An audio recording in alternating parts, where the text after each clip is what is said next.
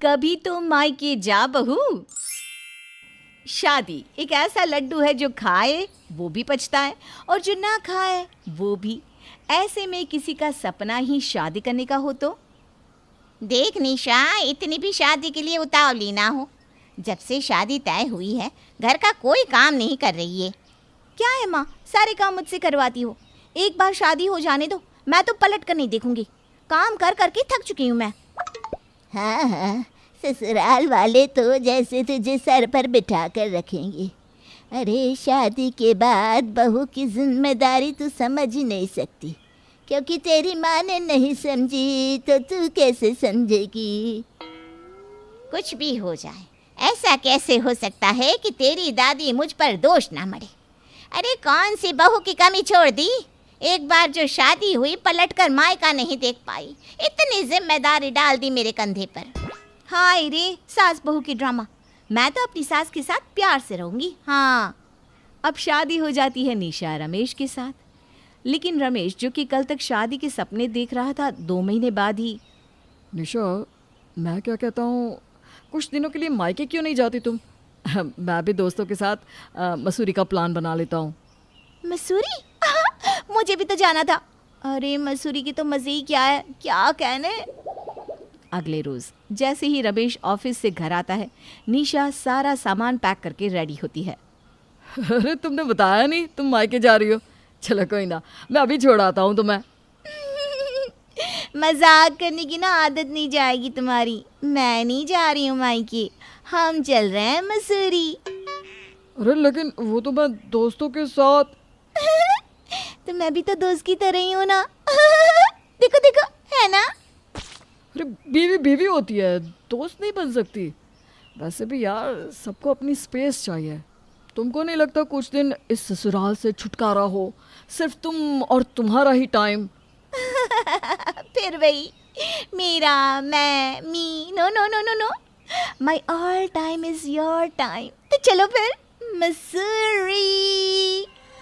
रमेश तो निशा के मायके ना जाने से परेशान था ही, लेकिन सास का क्या हाल है वो भी देख लीजिए। निशा, अरे ओ निशा, सारा घर फैला कर रखती है। जानती है ना मेरे मायके वाले आने वाले हैं। तेरे घर में आने से पहले शीशे की तरह चमकता था मेरा घर, और अब देखो। क्या माँ जी, घर घर घर। देखिए, जब तक 4 चीजें फैली ना दिखे ना, काहे का घर। होटल लगता था आपका घर।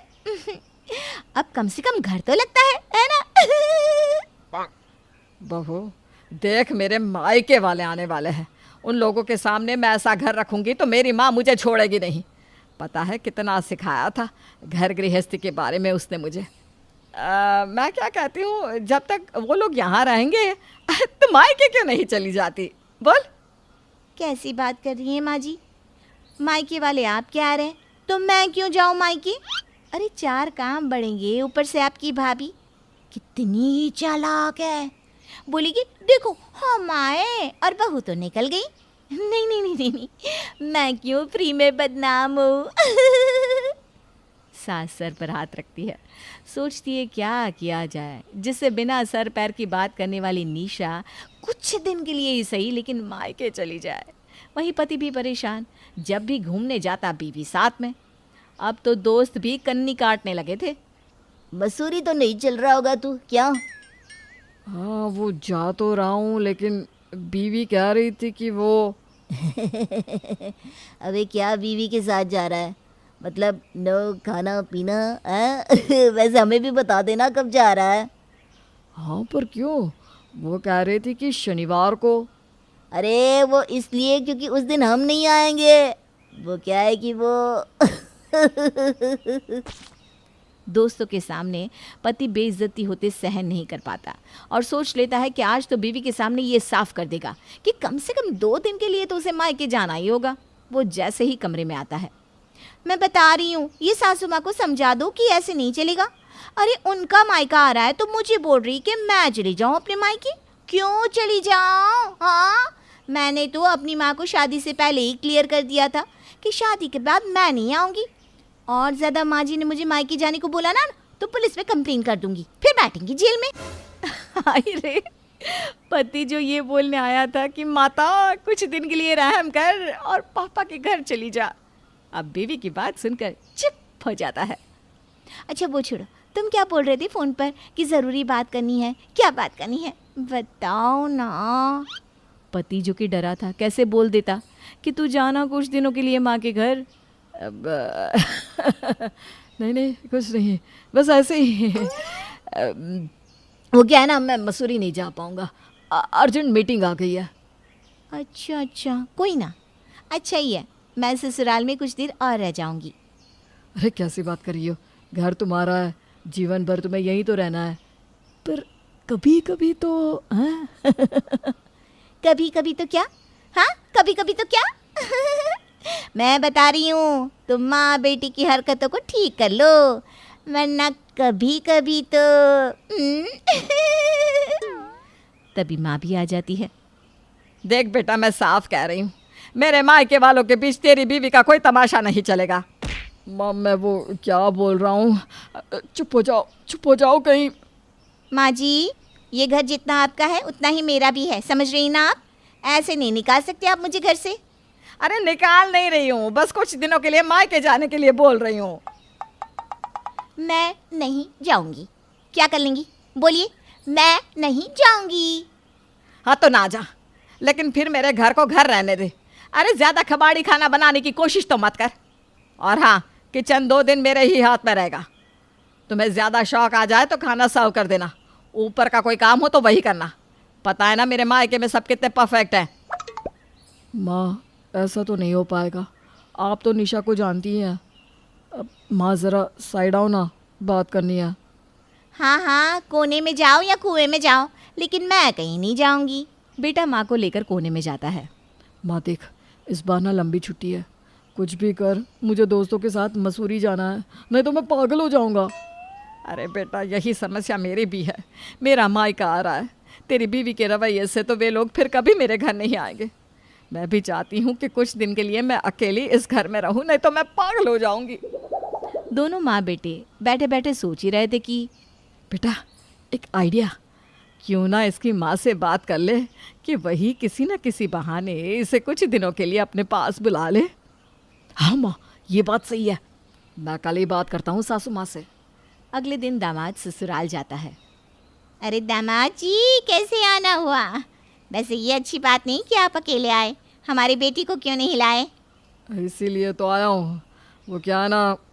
ये बोलकर दामाद सास को सारी बात बता देता है। और हम ज़्यादा कहते हैं तो पुलिस की धमकी देती है आपकी बेटी। तभी सास आ जाती है, यानी कि निशा की दादी। अरे दामाद जी, ये पुलिस की धमकी तो हमें भी बहू ने हमारी बहुत दी, जैसी माँ वैसी बेटी। अरे पुलिस के डर से तो हमने कभी शांति की जिंदगी ही नहीं जी। ये जो खड़ी है ना तेरी बीवी की माँ, इसने कभी मायके जाकर हमें शांति के 4 दिन का सुख नहीं दिया। दामाद सास की ओर देखता रहा। क्या है माँ जी, अब फिर शुरू हो गई? अरे मैं तो मायके इसलिए नहीं जा सकती थी कि ससुराल की जिम्मेदारी थी, घर का काम, फिर यहाँ आने जाने वाले तो ऐसे थे जैसे कोई बारात आ रही हो। हाँ तू ही तो अकेली थी। अरे बेटा, मैंने तो अब हार मान ली है, नहीं तो सारे घर का काम अकेली कर देती थी। हाँ तभी मायके जाने को तरस जाती थी मैं। अरे मेरे पति कहते रह गए कि मायके चली जा, मायके चली जा, लेकिन कैसे जाती? अरे इनके बिना मुझसे रहा भी तो नहीं जाता था। हाँ ये ना बोल कि तू नहीं चाहती थी कि एक दिन भी तेरा पति चैन की सांस ले। क्यों झूठ बोल रही है? ससुराल में काम बड़ा था। अरे दामाद जी, कोई काम वाम नहीं था, लेकिन इसकी आदत है मायके ना जाने की। अरे अब भी वक्त है, क्यों नहीं चली जाती मायके तू? तभी निशा के पिता भी आ जाते हैं। हाँ, तुम निशा को लेकर उसकी नानी के घर चली जाती तो कुछ ही दिनों के लिए दामाद जी को भी शांति मिल जाती। वाह ससुर जी, यहाँ मैं अपनी समस्या लेकर आया था, आपने भी हाथ धो लिए बीच में। सास तो जैसे दामाद की बात पर आग बबूला हो जाती है। कैसी बात कर रहे हो तुम लोग? क्या हम तुम लोगों के लिए समस्या है? अभी पुलिस को फ़ोन करती हूँ, दोनों जाए जेल में, वहाँ मिलेगी शांति। नहीं, परम शांति। अरे नहीं नहीं, मैं तो मजाक कर रहा था। दामाद भी बेचारा समझ जाता है कि ये तो मैन्युफैक्चरिंग डिफेक्ट है। यहाँ से निकल लो भैया, अब बीवी मायके जाए ना जाए, उसकी मायके तू नहीं दिखना।